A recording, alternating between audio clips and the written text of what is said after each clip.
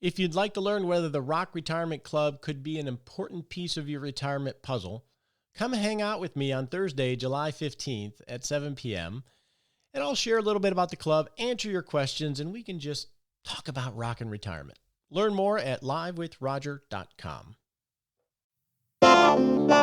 Do you want to have the confidence to truly rock retirement?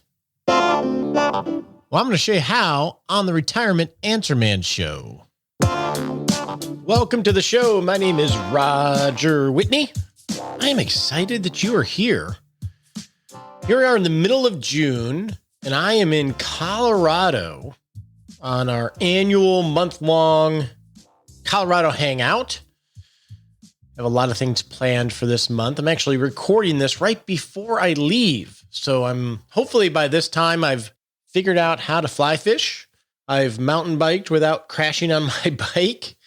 I've hiked to mountain lakes with my wife and gotten to hang out with some friends and play some 7,000-foot golf. Last year when we went, we thought that the ball would just fly, but it didn't. It might have made my swing. We'll have to see. I'll let you know.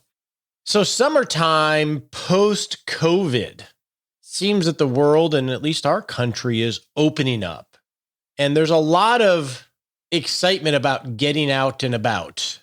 I've heard stories from members in the RRC as well as clients in my private practice of, man, it's hard to get a rental car. It's hard to find places to stay. People are really excited about this. And the other day, a friend of mine shared a podcast episode from John Aldridge. He has a podcast called Wild at Heart. I think it was May 17th episode. And in that one, the title of the show is Summer Recovery Plan. And I would suggest if you're thinking about doing a big trip or going out, finally, this summer, is that you listen to that episode because it talks about, we're all coming out of COVID with some kind of trauma, either personal trauma that's happened in our life or the disruption with work or survivor's guilt if you were not really impacted too much by it. And we have to be careful when we go try to do a big vacation and jump that we're not just trying to put a Band-Aid over something that we haven't really dealt with. So I highly suggest that you check that out. So what we're going to do today is we're going to talk about some more random thoughts on the retirement scene and then answer some of your questions.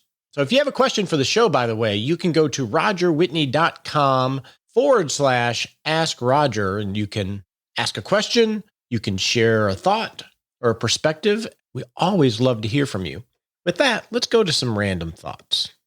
One thought that comes to me quite often is that the number one thing that people forget when they're planning for their retirement, and I also think what the advice industry forgets a lot, is that retirement planning is really about securing outcomes.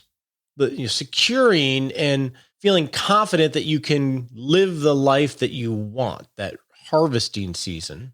It's not about optimizing returns or tactical strategies. Now, I'm not saying that we don't want to optimize things, but we want those to be subservient to making sure that you can live the life that you want. That's really what retirement's about. We forget that a lot.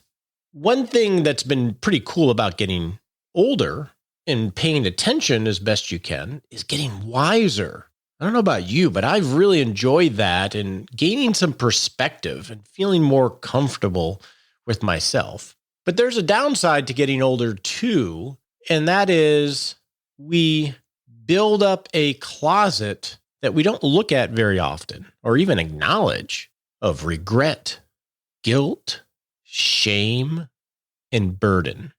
And the more that I've had conversations with people, either in small groups that I'm a member of people I walk life with, or in the Rock Retirement Club, or in my private practice, this quote that I heard, I can't recall who said it, resonates more with me. And it essentially is, you can accomplish anything if you can just get over yourself. If we can take the regret, the guilt, the shame, the burden, and pass it to someone or something else and get over that we can really do a lot of great things and not let them define us. A friend of mine, Nick, said the other day, life happens in the inefficient moments. Especially as Uber planners, efficiency is everything. But life happens when things aren't efficient, when they're a little bit messy. What made me think of that when he said that was, for me and our family growing up with the kids, it was road trips. We loved road trips, or at least I did. I think we all did, because they were somewhat inefficient. We were stuck in a car for hours at a time. You have the excitement at the beginning of the trip. You have the boredom as it settles in for the 10 hours or whatever you're driving that day. You have random, I got to go to the bathroom, or I'm hungry, all those things that we all have as we're driving. Those are very inefficient. But some of my fondest memories with the kids are in those inefficient moments, when boredom leads to a random comment, which leads to a conversation, or boredom leads to a silly comment, which leads to this whole string of zany car banter that you really can't create in an efficient moment. It gives you enough space to have those gems. And that's what made me think of this quote. Life happens in the inefficient moment. Over the last week or so, I've had probably 3 conversations about someone looking for an advisor and having an experience. And I'm really sick of hearing these stories. Be careful and try to not get on a rant here. I'm really sick of hearing these stories. In each of these situations, the person was looking for an advisor, or I think one case they were working with an advisor, and they felt horrible. The advisor was arrogant, inflated themselves, diminished the client or the person, talked above them, used terms that meant nothing, and just diminished them and sort of big dog them. Like the old school doctors used to be. You don't know anything. Look at me. I got the French cuffs and the suit, and I know best. I will allow you to do this. That kind of attitude, which has been prevalent in our industry for a very long period of time. It's changing, though. And a couple of the stories were from ladies, women, where they were searching for advisors, and they were literally dismissed as a decision maker. Well, you want to talk to your husband about this first? Don't you worry. I got this taken care of. Like they couldn't intellectually deal with the finances or weren't a decision maker in their home. That's really sick. And as somebody that has been in this industry for 25 years, I apologize to you if you've had that experience for our industry. All I can tell you is that is not the entire industry. There are amazing advisors that are down to earth, highly competent, and collaborative. They are there. They are out there. It's just we're dealing with an industry that is moving slowly from a sales, male-centric, big dog kind of attitude towards a true profession. And we're in the middle innings of moving that direction. And unfortunately, there's still a lot of those out there, but there are a lot of very wonderful, caring people that care about the craft, and they actually care about people. So I encourage you to continue to look for them. 2 that come off my head are Tanya Nichols, Andy Panko, Taylor Schulte, Benjamin Brandt. There are many others, but I just want to let you know that if you're searching for an advisor or you're working with an advisor and you're feeling like, wow, they're talking down to me or they're not collaborating with me, they're dismissing me, you don't have to put up with that. There are wonderful advisors out there, and I encourage you to not put up with it. Okay. I don't want to rant. If you do not change direction, you may end up where you are heading. Lao Tzu. That's how you pronounce his name? Probably not. The Chinese philosopher, or he was like a military strategist. Said I can't even pronounce his name. Anyway, if you do not change direction, you may end up where you are heading. And that's important. That's why you need to be agile, because where you initially start heading, your life is going to change a million times. And if you don't change direction, you're going to end up in the wrong place. You want to know how to build long-lasting relationships? You got to make lots of deposits along the way, But a very simple framework: always keep your promises, be explicit about what you expect of the other person, and be courteous and sensitive even in small matters. I try to do that in my life and in my practice. I'm not always perfect at it. But if you can do those three things, you're going to build some great friendships. With that, let's get on to some listener questions. So let's answer some questions from listeners. And if you have a question, you can go to rogerwhitney.com/ask Roger. Leave your question there. You can leave a comment and you can just say howdy. We'd love to hear from you. Our first question comes from Brad on withdrawal rates and returns. Hey, Roger, I love the show. Thank you for all your wisdom you share with us each week. I have a question about withdrawal when it comes to our retirement accounts at the time when we're ready to do that. I've read things about the 4% withdrawal strategy, which seems to indicate that I'm going to be reducing the amount I have saved by 4% each year and pulling that out. To me, it seems like I should be earning at least 4%, if not more, on that money from my investments. And that if I drew 4% out, that the principal should at least stay the same. Would you mind addressing that? And maybe if you would, what do you expect or advise clients on a typical return for a conservative portfolio once you enter those withdrawal stages? For example, if I have $1 million saved, could I expect to draw 50, 60, 70,000 off of it and still keep the $1 million intact? A really good question, Brad. And it brings up a lot of things that are bantered about in retirement management. And I think the first thing we need to recognize is that nobody actually knows how to do this correctly. We're in a little bit of a new frontier when it comes to retirement, Brad. If you think of, I outline this in my book, the old frame of retirement was someone would retire and then they typically would have a pension or Social Security, and then they would live off of interest or dividends from their portfolio. And generally that worked out okay because they had the pension, they had a much shorter lifespan, and they generally were sitting on the park bench of life, meaning that they were worn out. They weren't as active as you're likely to be as a modern retiree. And what happened was we had a lot of things happen. One is most pensions started to go away. Natural lifestyle needs, quote unquote, inflated. We live a much more expensive lifestyle in general relative to, say, our grandparents.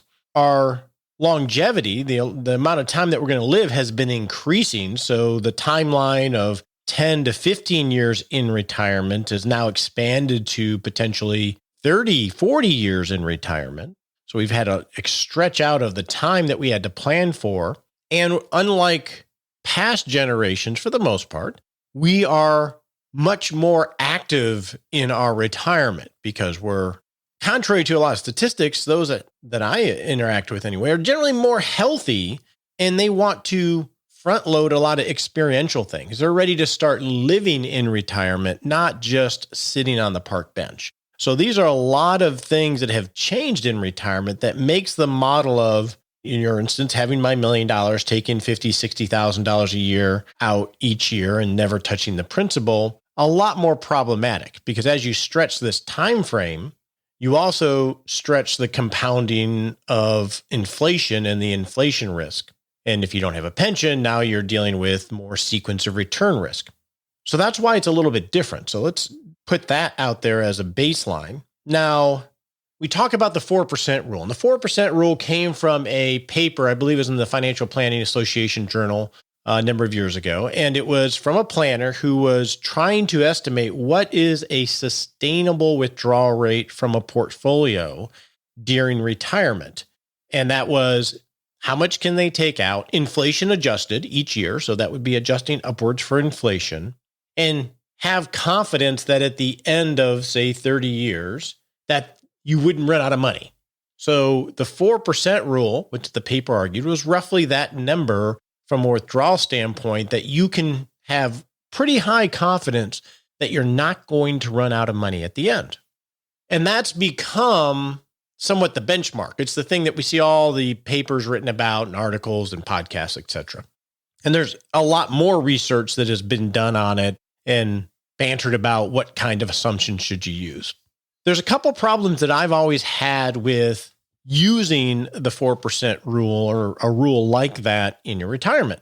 Number one is we typically don't live that way. We don't live where we're just spending a set amount of money each year.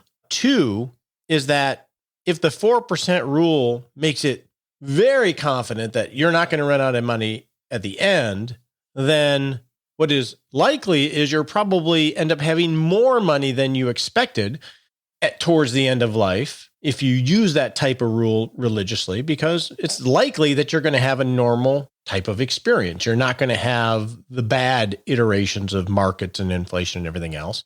And so if you follow it, most likely what's going to happen is you're going to end up having more money than you expected later in life, which is not efficient from a life maximization standpoint. And so I'm not a big fan of using this rule. Now, is it a good rule of thumb, Brad, when you're just doing the beginning part of retirement planning? Sure. Yeah, sure. Go ahead and use that. Now, to your point of could you expect to draw, say, $50,000, $60,000 a year from $1 million and never actually touch the principal? A premise you put in there is that your principal is going to be fairly stable. And one of the big issues for the modern retiree, well, two of the big issues are sequence from an investment management standpoint, is on the short end, your big risk is sequence of return. So let's take the example you gave in your question, Brad. Let's assume you're going to have $1 million and you're going to take $50,000 a year. So if you take $50,000 a year, that's 5% of $1 million. What happens in year one as you take your $50,000 if your portfolio goes down by 15%, which is totally possible even in a balanced portfolio? Well, at the end of that year, year one, your $1 million now is going to become about $807,000, 50,000 plus the negative 15% on your portfolio. And if you were to take your same 5% in year two in order to live on, now you've gone from having $50,000 to live on to having just over $40,000 to live on. So about a 20% decrease. Nobody wants to live retirement that way. And if you decide to take your same $50,000 out, just thinking the markets are going to come up, well, now you're not at a 5% withdrawal rate. You're at a little over a 6% withdrawal rate. And in either situation, what happens if we have multiple years of negative years? You can really get yourself into trouble really quickly, either by drawing way too much money or having to continually decrease your lifestyle of what you can expect to live on.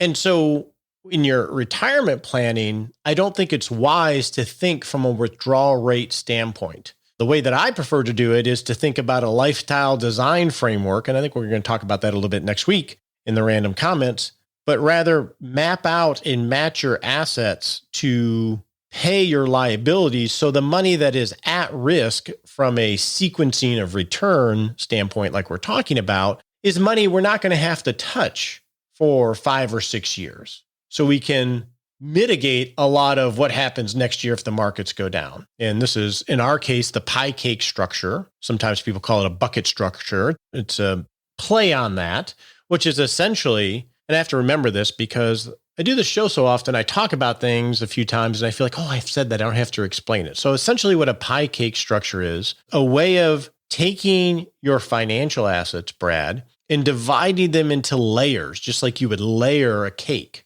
And each layer of the cake is going to be a different asset allocation based on its purpose, or an asset allocation pie chart. So you're going to have your contingency fund, that emergency fund, and then the first layer of the cake after the contingency fund is going to be funding life in the near term. And the near term can be anywhere from 4 years to 10 years. And you're literally going to have money that you're going to withdraw and use to pay for your life set aside. And then the layer above that on the pie cake will likely be almost 100% in equities, because now we know it has at least a 5 to 10 year time frame. And whether that goes up and down by 15% will all even out statistically, most likely. And you're not going to have to worry about it from year to year. So I don't really like the idea of using a withdrawal rate percentage to plan your life, because it's really about securing outcomes. and to use a 4% withdrawal rate type of structure, because we're not just simply clipping coupons and earning the interest, and we have such a long time frame that we have to manage for, it can cause lots of wild swings in your lifetime and give you a little bit more or in your income to be able to spend. And I think it's much more about figuring out how do we secure the outcome of the life that you want, Brad. Now, your question on what is a reasonable rate of return for a conservative portfolio? Well, conservative is relative. What does that mean? It's going to be different for everybody. I think if you look around, the 5% range is a reasonable rate of return. But again, if you put that into a spreadsheet, Brad, and you put, I'm going to earn 5% each year over the next, say, 20 or 30 years, that's a little problematic because you're assuming you get the same exact return every single year. And you don't, right? Rarely do you ever get the average. Usually you're going to have no return or negative return or a positive 10% return. It just averages out. And by using just simply an average return in a spreadsheet, it's likely going to overestimate the success because of just the natural compounding of getting 5% every single year. The spreadsheets are worth doing because it gives you a framework, but I think there are better ways to go about doing that. So hopefully that helped answer your question. We talk about this now. Next month on the show, we're going to talk about withdrawal strategies, Brad. So that might give you some more depth to what you're talking about. Now, our next question is related to Brad's, and it comes from Kent. Roger, it seems that people who are getting close to retirement or who are in retirement get very conservative in their investments. Should they? Kent, you hit on a lot of what we just talked about with Brad. Conventional wisdom, which is pretty much what we've operated on is as you get older, you get quote unquote more conservative. First, let's define what conservative means. In investment speak, conservative portfolios typically mean more bonds, more fixed income, and less equities. And the reason for that is traditionally bonds have the structure in that they pay you a set dividend, a set interest rate, just like a CD would pay you. And then at a promised date in the future, they pay you back the money you put into it. So a bond, in a very simple way, is I'm going to buy bond A. I'm going to put in $10,000. The issuer of bond A agrees to pay me 3% a year in interest. And then at the end of 5 years, when it matures, I get my $10,000 back. That's how a bond works, just like a CD. The logic of that in terms of being conservative is you get interest and you know when you're going to get your actual money back. Whereas in equities, you could get dividends for sure, but equities, they don't mature. And as we see in the markets every day, they can go up in value or down in value, and they can bounce all over the place day by day. And so you never know what your quote unquote money is worth. Whereas in a bond, you know, you get your 10 grand back when it matures. So that's much more aggressive. So bonds are what are considered in terms of getting more conservative, Kent. The question that you're asking is, should we follow this traditional wisdom of getting more quote unquote conservative as we get closer to retirement or as we age? And the answer, Kent, is not necessarily.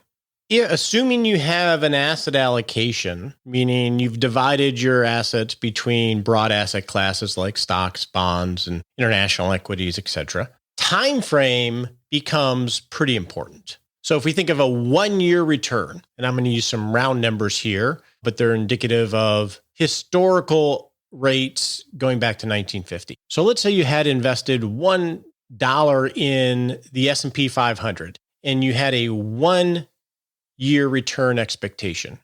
Well, since 1950, using rolling returns, the average 1-year return you would have received if a portfolio had 100% equities would be about 12%.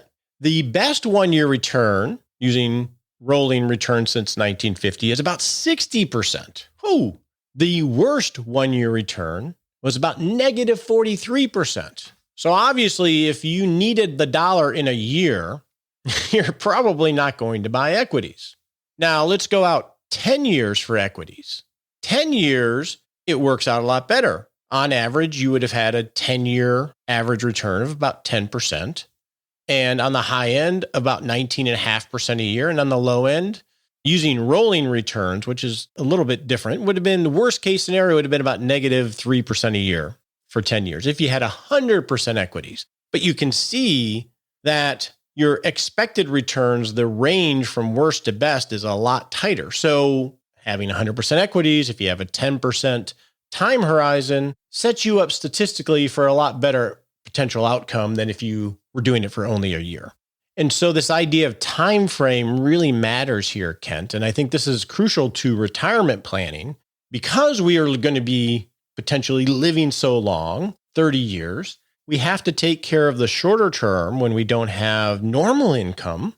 We got to pay ourselves. So we can't bet it on equities because we need the money. So we have to be conservative, quote unquote, in bonds or CDs or something like that.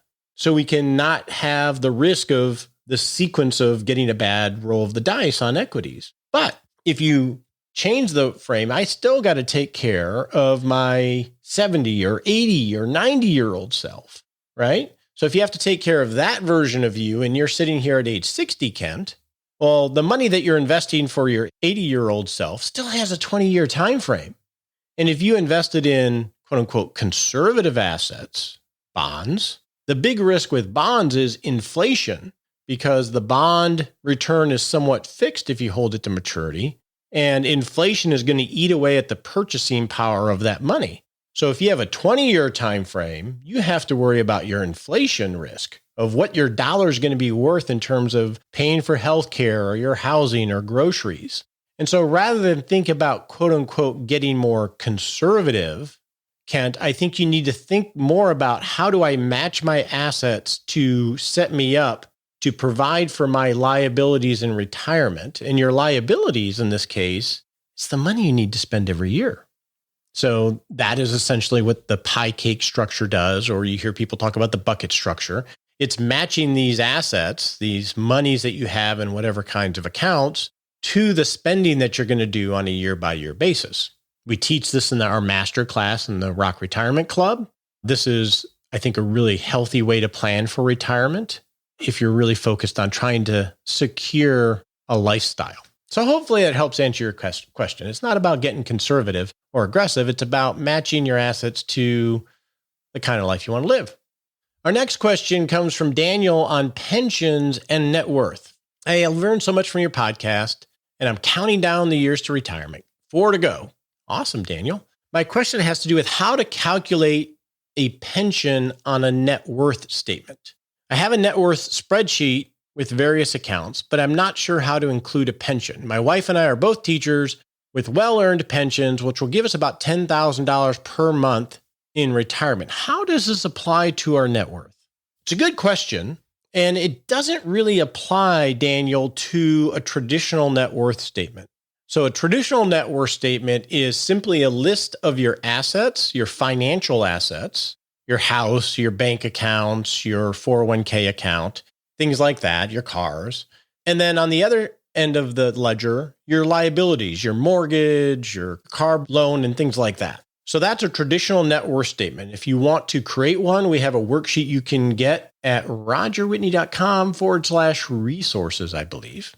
So what you're talking about here with your pension, Daniel, is not a financial asset, which is what would go on a net worth statement. This is actually what in financial planning we call social capital. So if you're going to pay for your retirement, you have 3 sources of capital that you're going to access. You have social capital, which you're referring to here, Daniel, which is going to be Social Security, pensions, annuity income. And then you're going to have human capital. That could be rental property income, part-time work, etc. That's income that you're going to create. And then you're going to have financial capital. And so this is social capital, Daniel. So it wouldn't go on a traditional net worth statement because that's just looking at financial capital. Now, where you would put it on a balance sheet, let me get my thoughts right here. Where you would put it on a balance sheet, Daniel, is what's called a household balance sheet. which essentially would take your pension and put it on the balance sheet as the net present value of the cash flows. So in your case, the net present value of the $10,000 a month over whatever period of time you're planning for. And it will say those monies today would have this value if we brought it all back to today's dollars. So let's use a simple example here, Daniel. Let's assume that you are going to live for 30 years and you're going to get $10,000 a month for 30 years.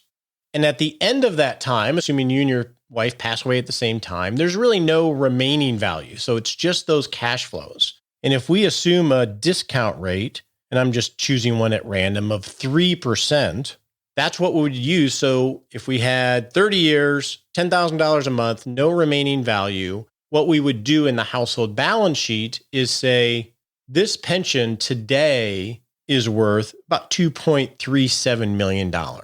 And that would go on your household balance sheet. And you would do the same thing, and this is what we have in the master class in the Rock Retirement Club, is you would do the same kind of estimate, Daniel, for your spending. So to be very simple here, if you said you were going to spend, let's say $100,000 a year, actually, let's just say it's $120,000 a year for the same period of time, you would have the same net present value on your balance sheet on the liability side, because that spending is a liability that you got to pay yourself, and you would match it against the present value of this income flow, which is actually an asset. Now, it's a little bit more complicated than that, Daniel, because that $120,000 that you're going to be spending every single year will likely have an increase to inflation. So you would have to factor that increase to inflation in the cash flows that you're discounting. So in a household balance sheet, Daniel, you would put your value of your pension as a net present value as an asset, as a social capital, but you don't want to do that if you're not putting the liabilities, which would be the spending, et cetera. And that's what we show you how to do in the masterclass in the Rock Retirement Club. You'll see a version of that, by the way, if you go back to our Retirement Plan Live case study in January on the results webinar, where we show an example of this. One reason why I like this approach, by the way, is that when you do a household balance sheet and bring everything back to today's dollars, you make no expectation on returns. You're not assuming anything inflates because your investment assets are just worth what they're worth today. So it's a little bit more stable than traditional retirement planning calculators, of which project forward. Because going forward and you're trying to project what a volatile asset might be worth, it can be a lot more suspect in the variability of what you might actually happen. Whereas you bring it all back down to today's dollars, it's a lot more stable to tell you how funded you are to meet your liabilities. So hopefully that helps you, Daniel. With that, let's go set a smart sprint. On your marks, get set.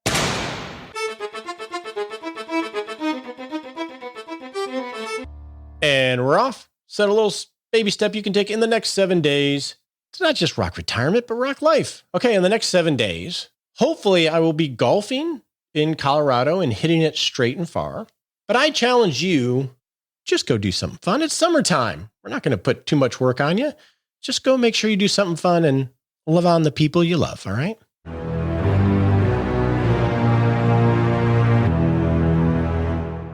Hey, it's time for that all-important disclaimer. We so appreciate you listening to the show and love your questions and love the teaching that we're able to provide here. And actually, it helps us too. But remember, you're not our clients. Not love it if you took advice from us on the show. We would not love it if you took advice from us on the show. Realize this is helpful in education. Talk to your legal advisor, your tax advisor, or your financial advisor before you make any decisions. We appreciate you joining us today for this episode of Retirement Answer Man. Be sure to visit rogerwhitney.com/answers to access the Retirement Answer Library with over 30 checklists to help you make the most of the only life you have. Remember, you have more power than you realize to create an amazing life starting today with Retirement Answer Man. The opinions voiced in this material are for general information only and are not intended to provide specific advice or recommendations for any individual. All performance referenced is historical and no guarantee of future results. All indices are unmanaged and may not be invested into directly. Have a wonderful day.